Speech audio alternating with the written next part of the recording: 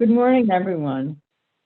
Welcome to Newark Regional Business Partnerships Eye Opener with Newark Mayor Ras Baraka. I am Barbara Kaufman, COO at NRBP.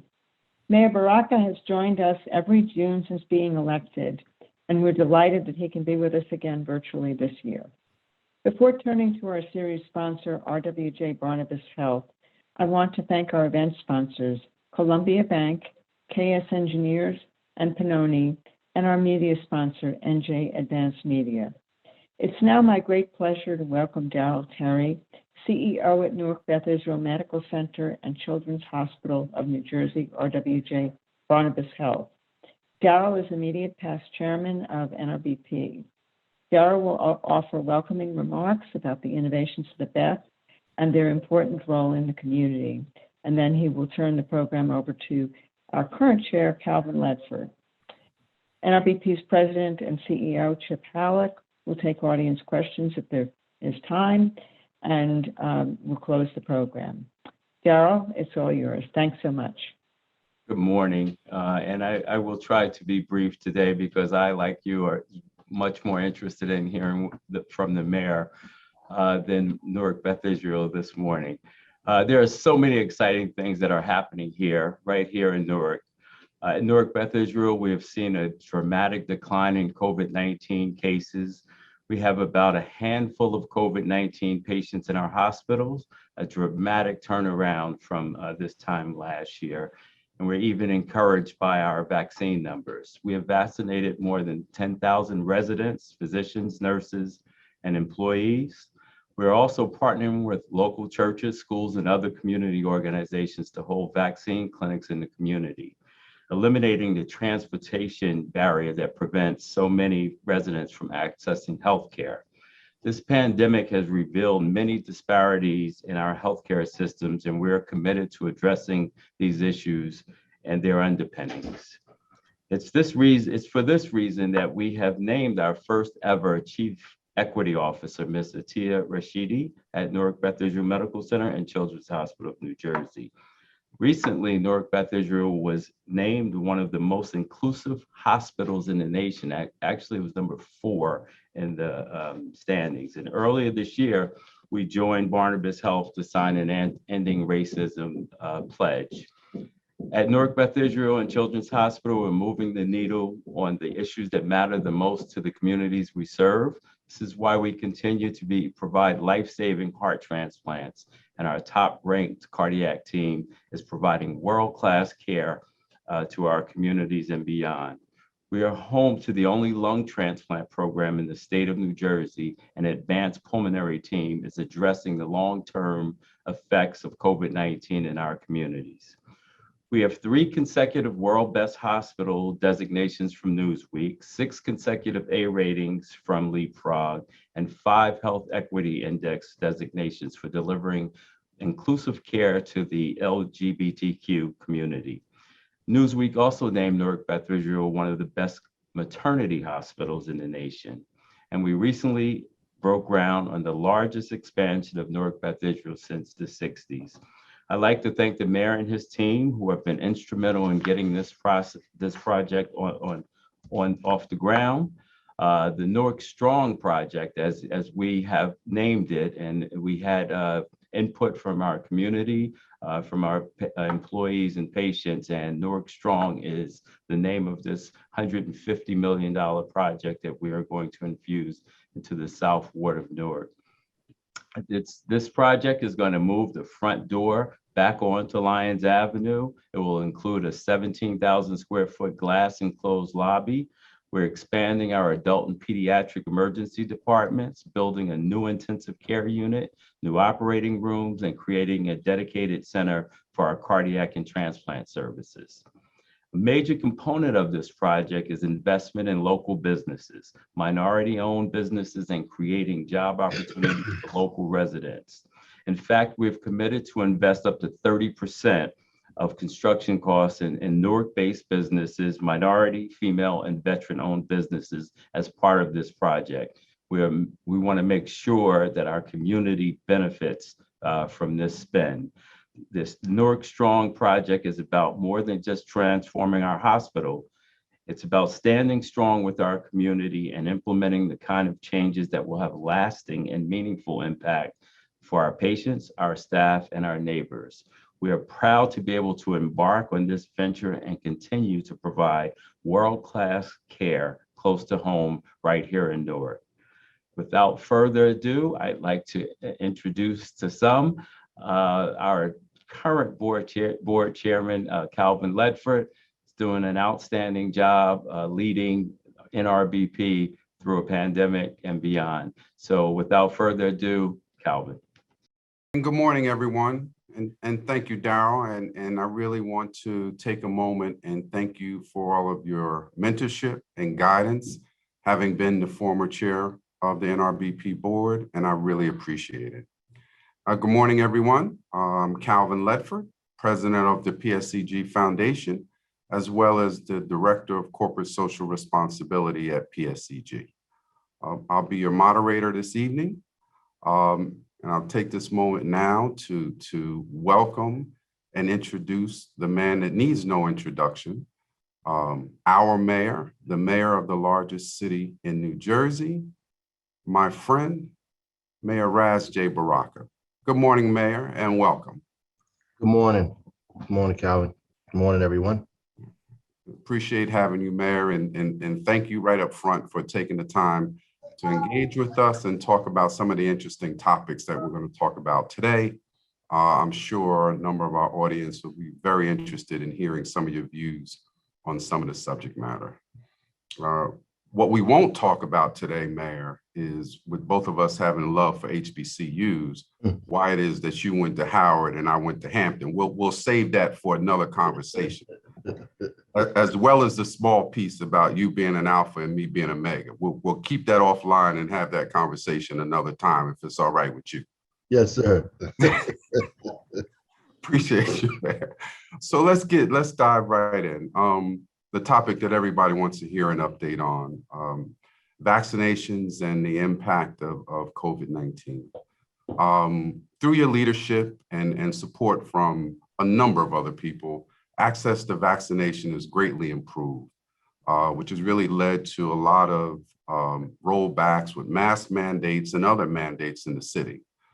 But we also know that Newarkers have been being vaccinated at a much lower rate than other New Jerseyans. If you would you share with us what obstacles still remain from your perspective in getting more Newarkers vaccinated, and how are you trying to address them?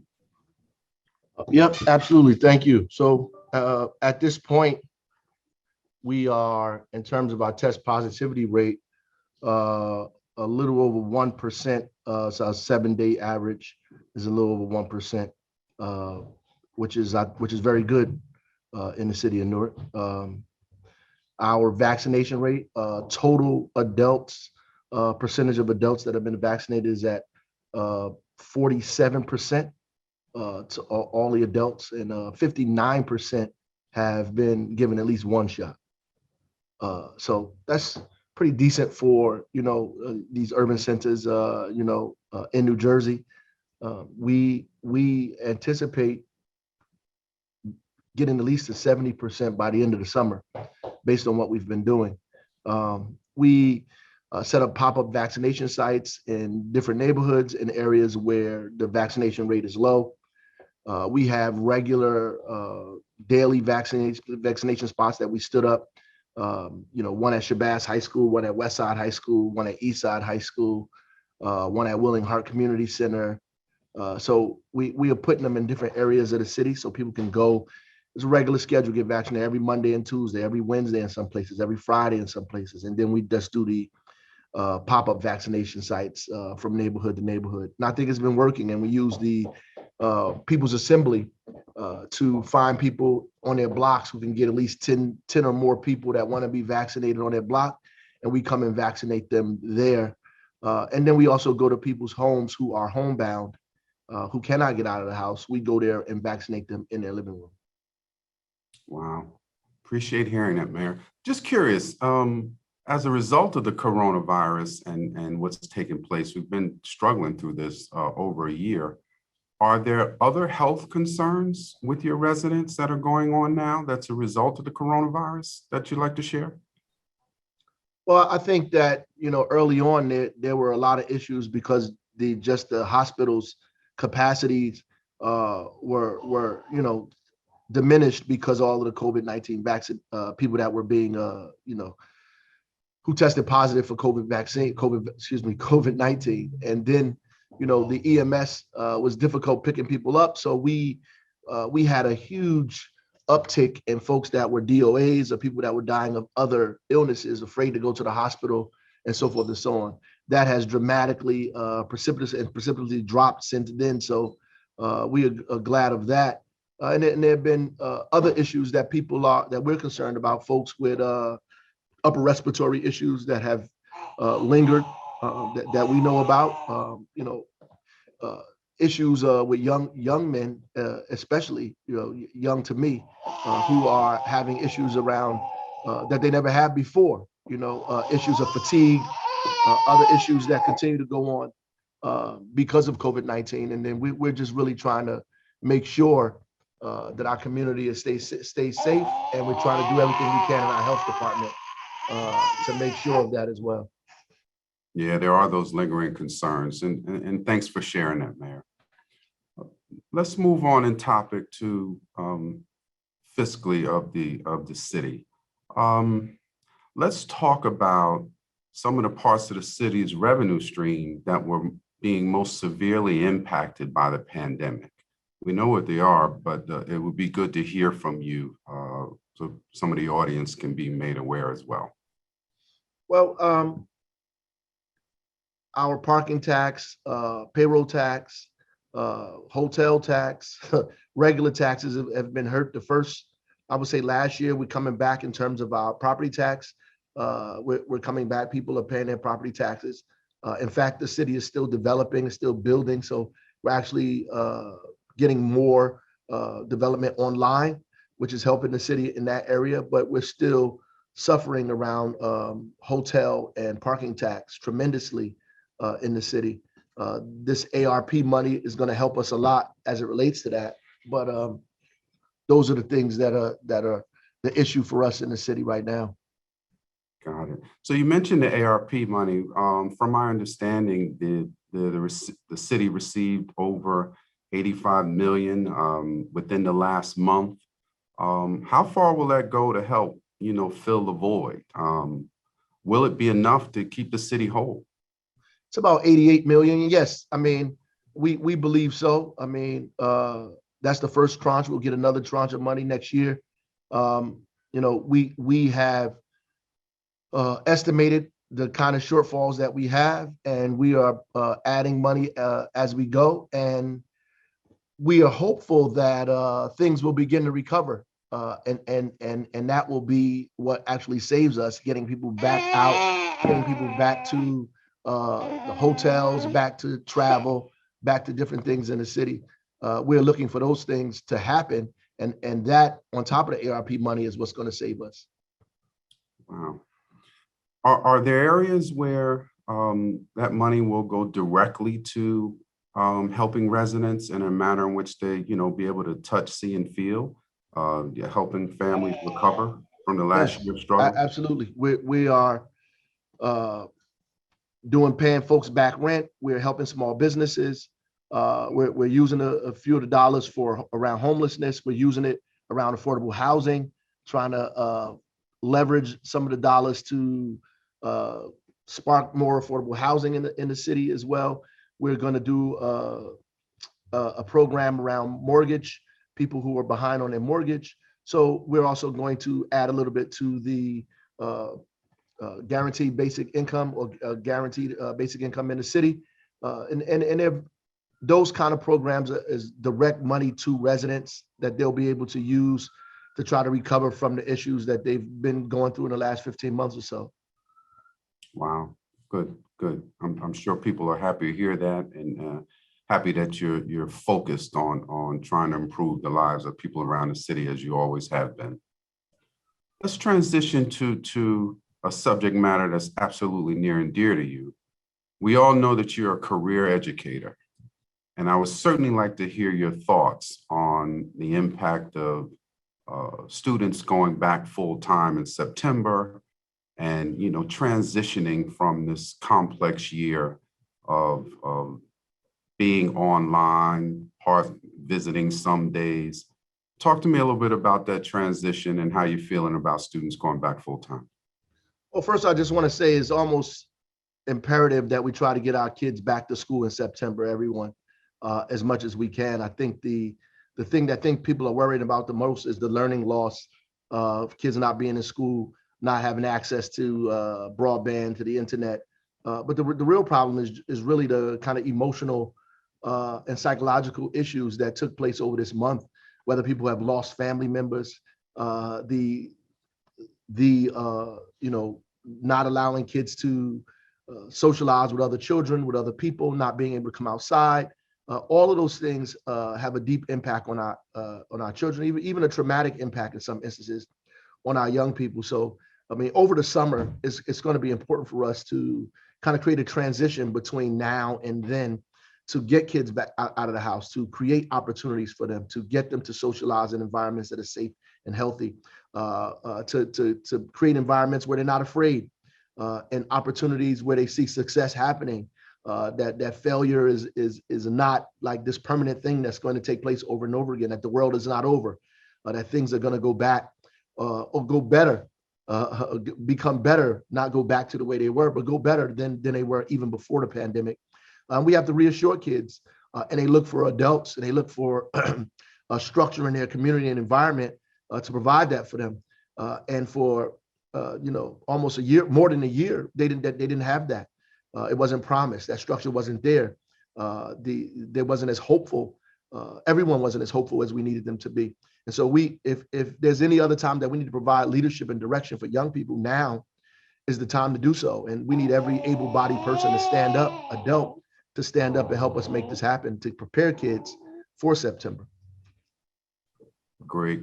So Mayor, for the parents out there, we know this is the business community that's tuned into this conversation, but the vast majority of us are parents as well. Do you have any specific recommendations that you can provide, being an educator, where we can help our children make up for the lost learning that has taken place over the course of the last 15 months or so?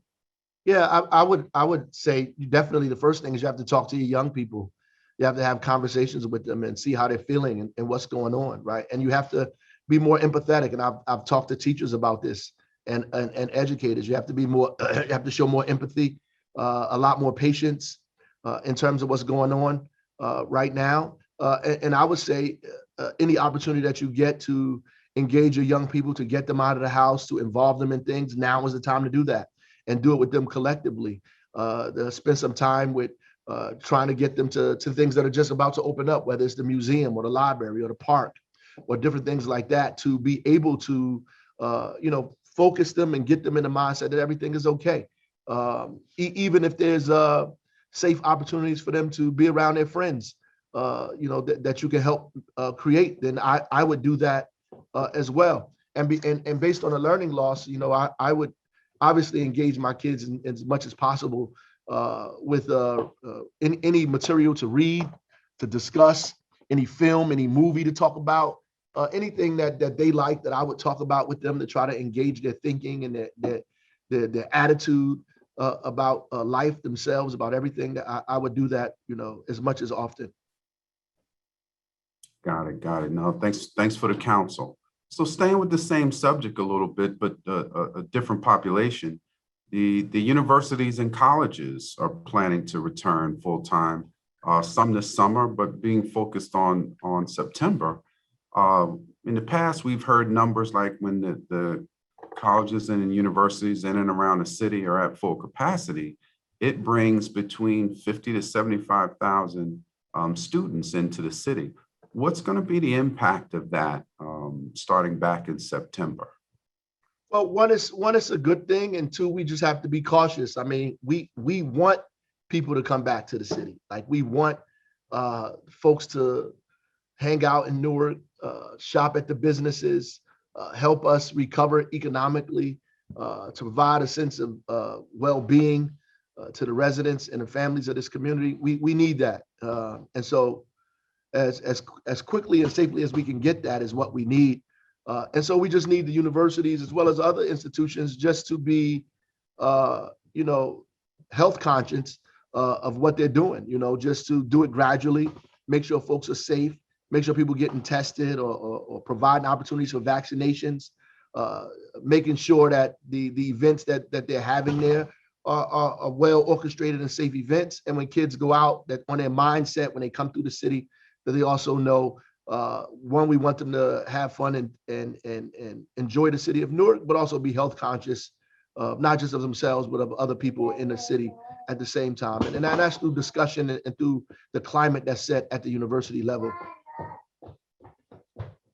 Excellent, excellent. I'm sure the students are looking forward to coming back as well and engaging and moving around in the city that we all love.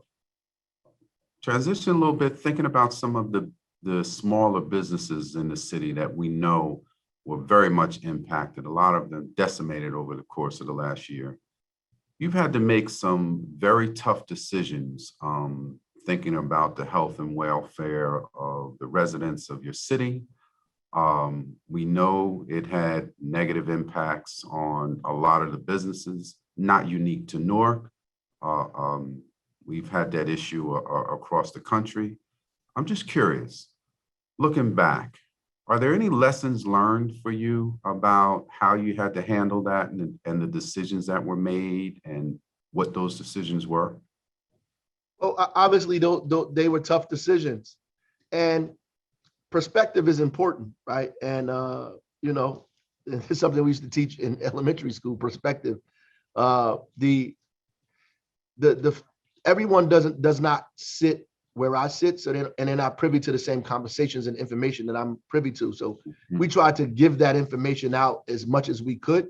And I learned that now, even going forward, as much information as you can give people, prepare them for what's about to take place, that our people are resilient, that they want to do the right thing. As long as they have the right information, as long as you give them the right tools, the opportunities, that they will do what's necessary to protect their families, protect their community. Despite all of the stuff that you hear on the media and the fight that's going back and forth, most people wanted to keep their families safe and wanted to do things in a safe way. And some people are still a little afraid and not going to come out completely until they feel 100% comfortable. The decisions I made were based on information that I had. And I know we had to make difficult decisions.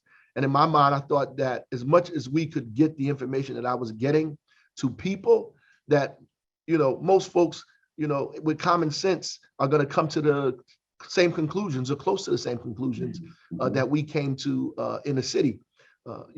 Knowing the number of people that were being infected a day, the number of deaths that we were getting, particularly in senior homes and long care health care facilities, young people that were dying, the city moving deceased individuals from senior buildings, putting them in refrigerated trucks, having to move them ourselves.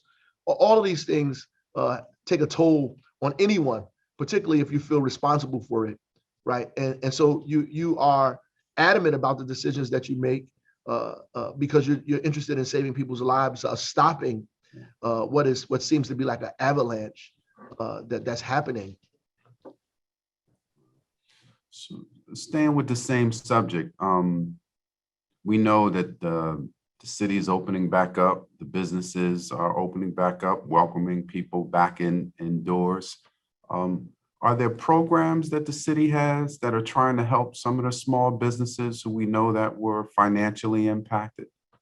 Absolutely. We've been doing this since even before the government announced their first PPP program. We've been using some of our entitlement dollars at first to help businesses. We've been giving grants out to businesses, to nonprofits, to the artist community, to social clubs, home-based businesses. We've been giving as much money as we could out to some of these institutions. Obviously, the city doesn't have an unlimited amount of money, and we've been giving it out as soon as we've gotten it.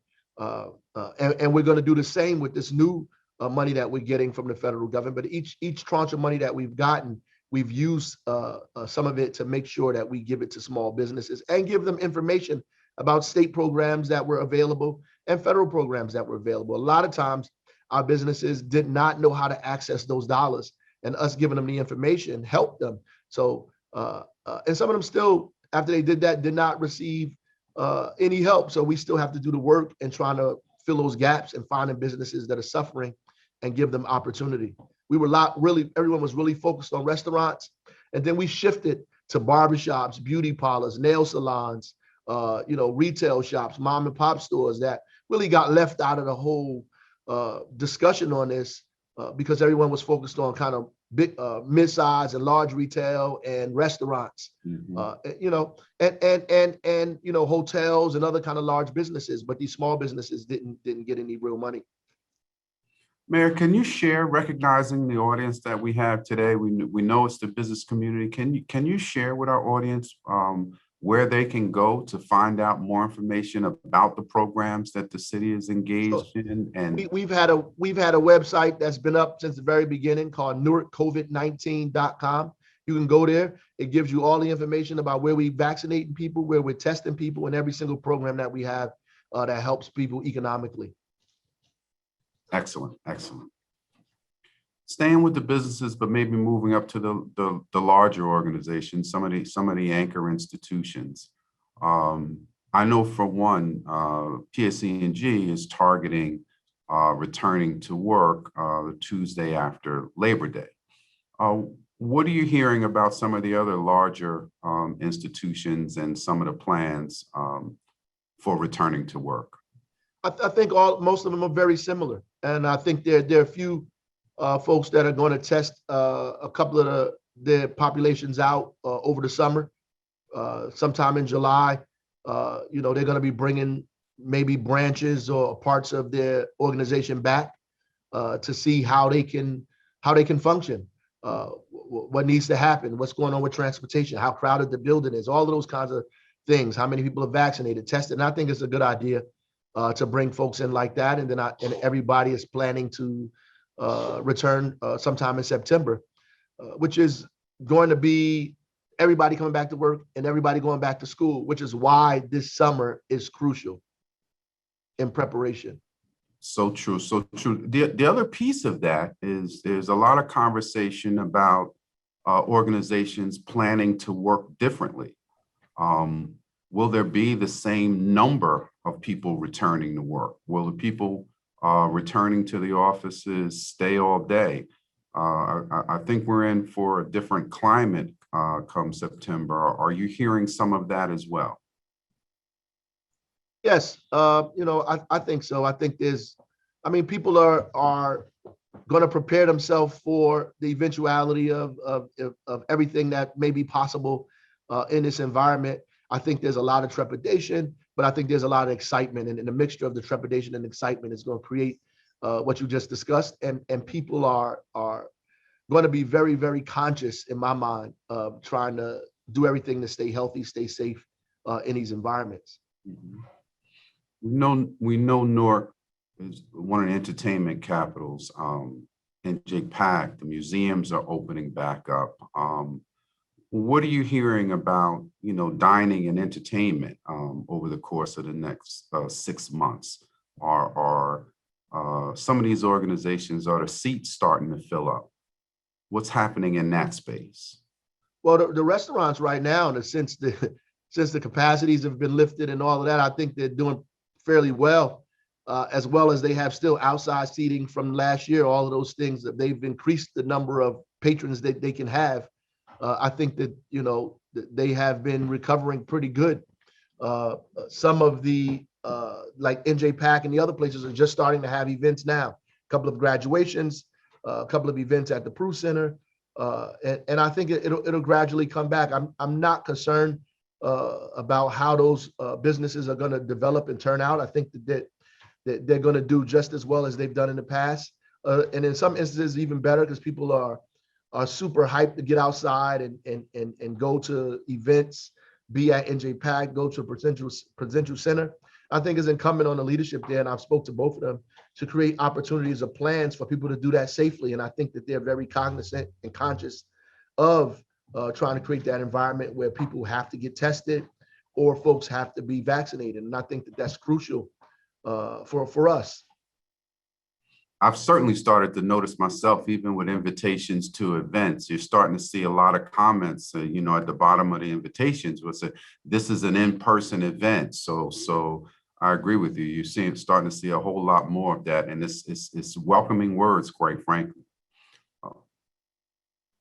Let's transition a little bit and start talking about some of the philanthropic initiatives.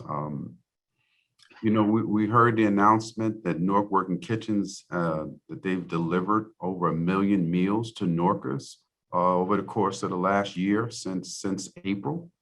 Are there other ongoing efforts or causes or particular organizations that you'd like to speak of that are doing great work in the city that are in need for contributions or volunteer support that our audience should hear about? But between the city government and Newark Public Schools, we've delivered over 7 million meals to the people of the city. With support from HelloFresh, who has been a partner from the very beginning, helping us pass out boxes and packages of food. Some instances, we give out 700 boxes of food per day that we do it from HelloFresh, right? So they've helped us tremendously. And Newark Public Schools have been giving out the lunches and the other things that they have to families since the beginning, the onset of this pandemic. So those organizations have been, between Newark Public Schools, HelloFresh, they've helped, the Community Food Bank of New Jersey has been incredibly helpful for us throughout this pandemic. Any other organizations that you may want to mention that some of the businesses who may have volunteer opportunities with their employees that you'd like to make us aware of so that we can consider? I think you're trying to get me to say PSC and G, but no. But nonprofit organizations.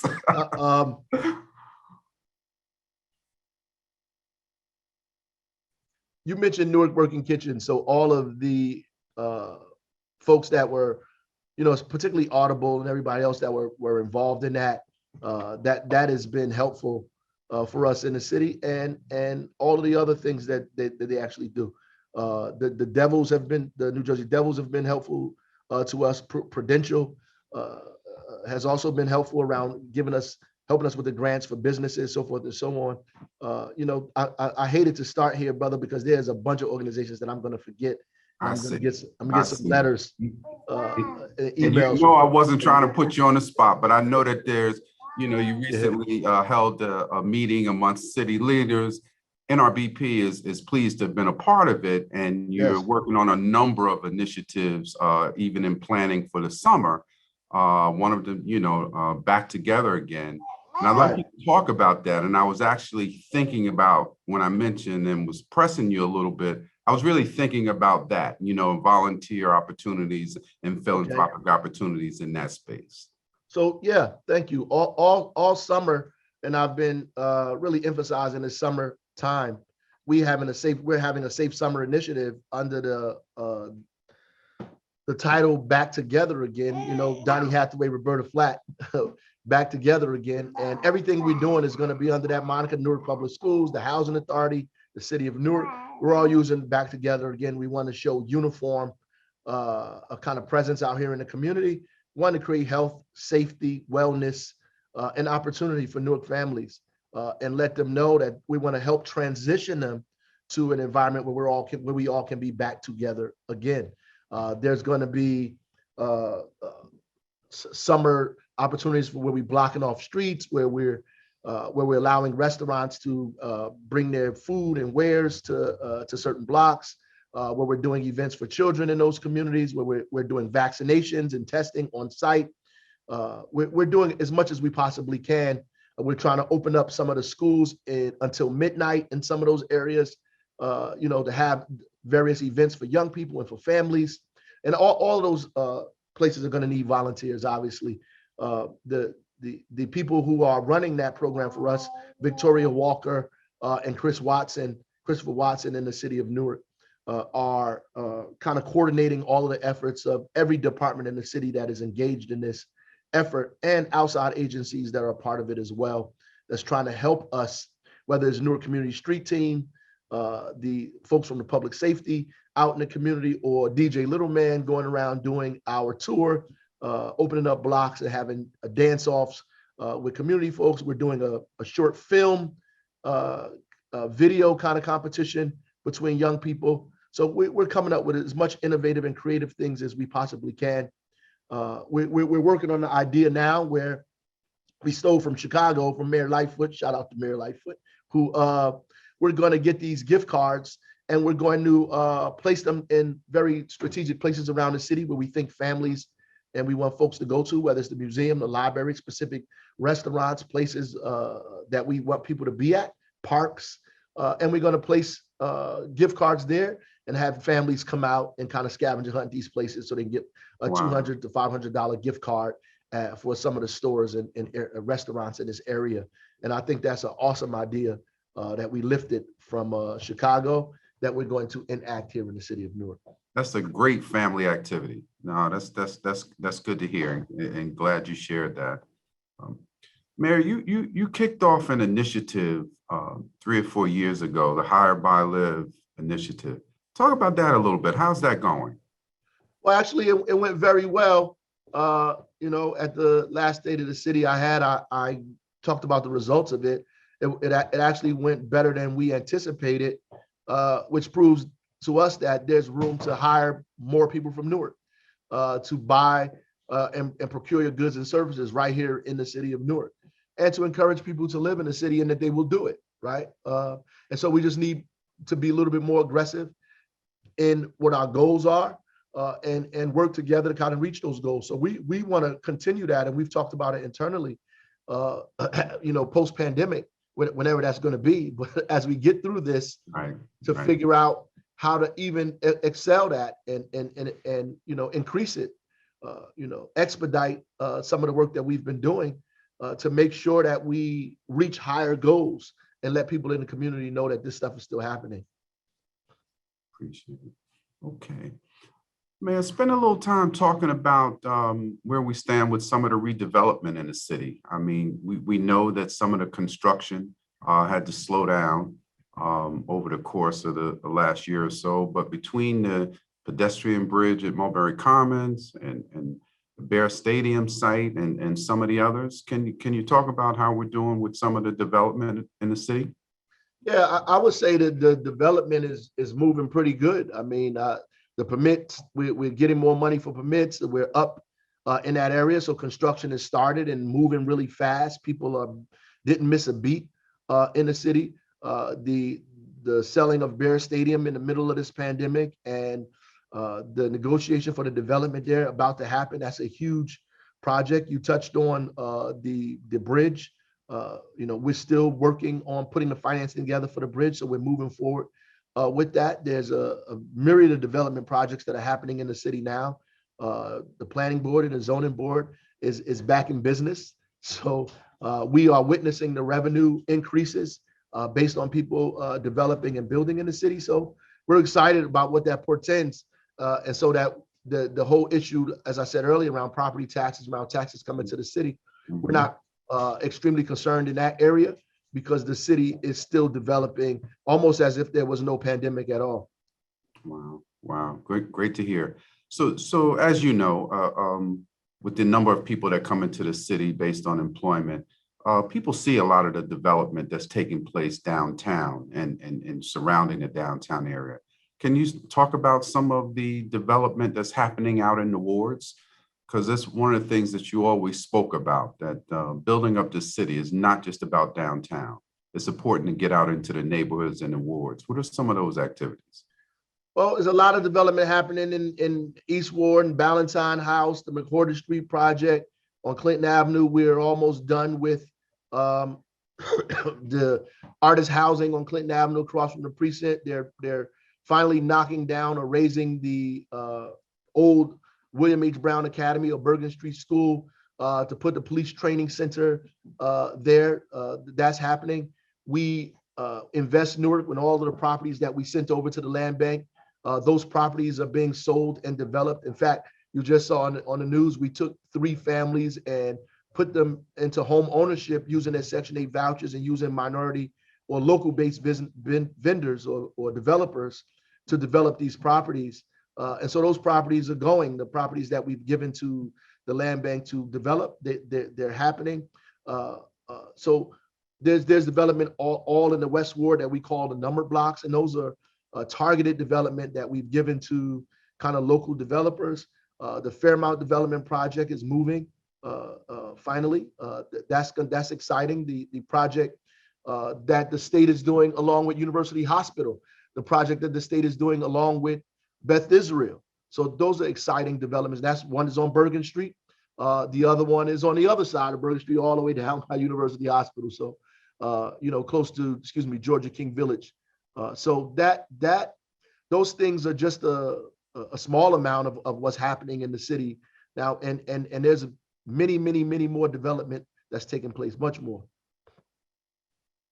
Well, Mayor, I want to take this opportunity to personally thank you for sharing all of the information that you've shared with us over the last 30 to 40 minutes.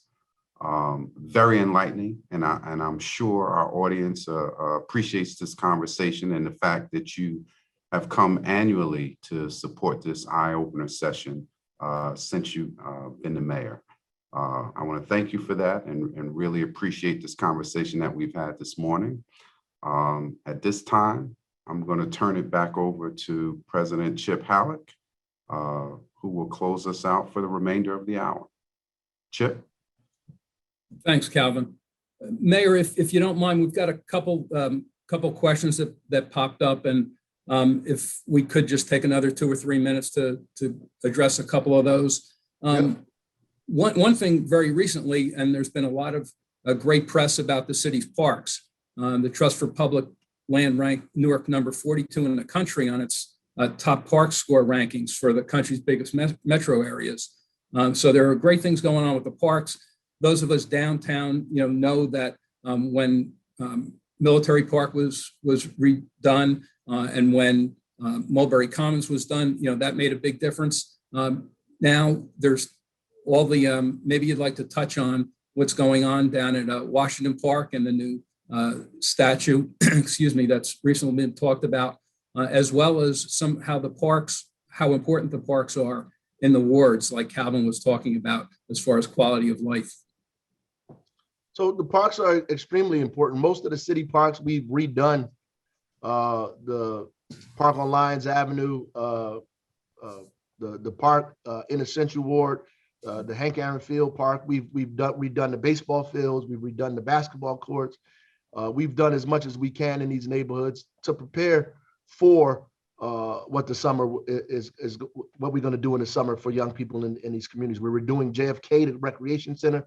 We're doing all of these things now. The Mayor Sharp James and Ken Gibson Aquatic Center, all of those things we're investing in to make sure that the summer and forward is a good one for young people. Downtown, we're working on a park strategy for the 5 parks downtown. We obviously put together a board. We're trying to stand up opportunity to get all of those parks programmed, where folks don't have to go through the bureaucracy of the city's permitting process, as well as keeping those parks maintained and cleaned and beautified down there. Washington Park is a part of that. We're renaming that entire area, not just the park, to Harriet Tubman Square or Tubman Square and Harriet Tubman Park. It is more than just a statue that's being built. Is a kind of interactive monument that's going to show the history of the Underground Railroad in New Jersey, and particularly Newark, which is why we chose Harriet Tubman, because Harriet Tubman actually stepped foot in Newark, right? She was actually here, a part of what we know today as the Underground Railroad. So that entire area, we're trying to pull the museum in, pull the library in, pull all the stakeholders in that area to invest in advancing what that park looks like, but renaming that entire area and setting up opportunities in that area so people can learn about the Underground Railroad in New Jersey from that area, because that is the area where a lot of the abolitionist work took place. A lot of the churches downtown in that area were a part of that.